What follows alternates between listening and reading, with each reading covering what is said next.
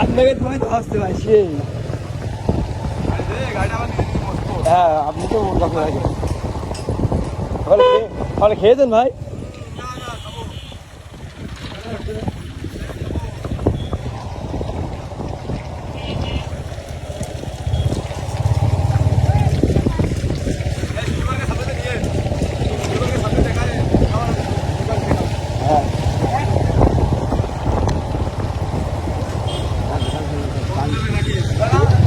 আসেন। হ্যাঁ এবার মনে করেন যে এখন ওর লাং আসবে ঢুকে যাবে সব গাড়ির ভিতরে সেই শিশু পান। আমি এক সময় আসতাম কিন্তু ওরা মহানদীর কর্মকাণ্ড করি ঠিক আছে এটা বাস্তব। খুব